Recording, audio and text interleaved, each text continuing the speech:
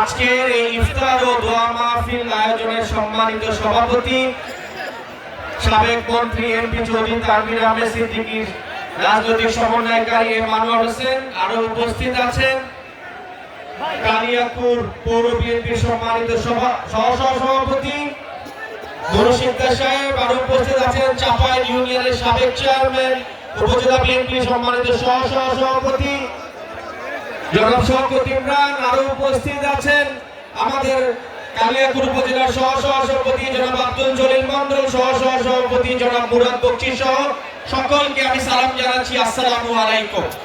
ইফতারের সময় আমার বক্তব্য বেশি দীর্ঘায়িত করব না। আজকে এই দীর্ঘ 16 বছর পর বোয়ালির মাঠে এসে আপনাদের সামনে বক্তব্য দিতে পেরে নিজেকে খুব ভাগ্যবান মনে করছি, আলহামদুলিল্লাহ। আপনারা জানেন যে আমার পিতা দীর্ঘ 70 বছর ধরে আপনাদের সেবা করে গেছে, আপনাদের ভালোবাসা পেয়ে গেছে, আপনাদের সাহায্য করার উনি চেষ্টা করেছেন, এবং এই যে উনি আপনাদের ভালোবাসা পেয়েছেন, সাহায্য করার চেষ্টা করেছেন, আমি ওনার ছেলে হিসেবে আপনাদের সাহায্য করতে চাই, আপনাদের ভালোবাসা পেতে চাই, আপনাদের পাশে থাকতে চাই। আমার রাজনীতিতে চাওয়া পাওয়ার কিছুই নাই। রাজনীতি আমি সম্মানের জন্য করি, রাজনীতি আপনাদের সেবা করার জন্যই করি।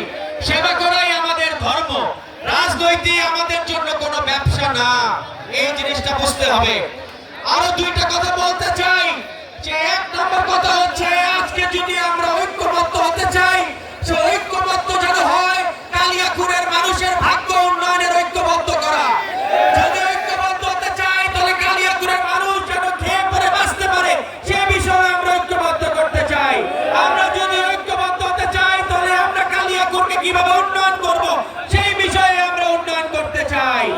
আমরা যদি ঐক্যবদ্ধ করতে চাই তাহলে আমরা কালিয়াকুরের মানুষের কিভাবে ভালোবাসা পেতে পারি, তাদের কাছে কিভাবে যেতে পারি সেই বিষয়ে জানিয়ে আমরা ঐক্যবদ্ধ হতে চাই।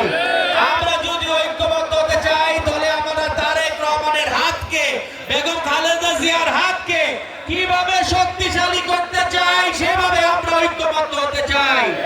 কিন্তু সেই ঐক্যবদ্ধ যদি সেই আবার 2009 সালের মতো তানভীর সিদ্দিকী সাহেবকে কিভাবে অবাঞ্ছিত ঘোষণা করা হবে, সেই ঐক্যবদ্ধ যদি হয়, সেই ঐক্যবদ্ধের সাথে আমরা থাকতে চাই না।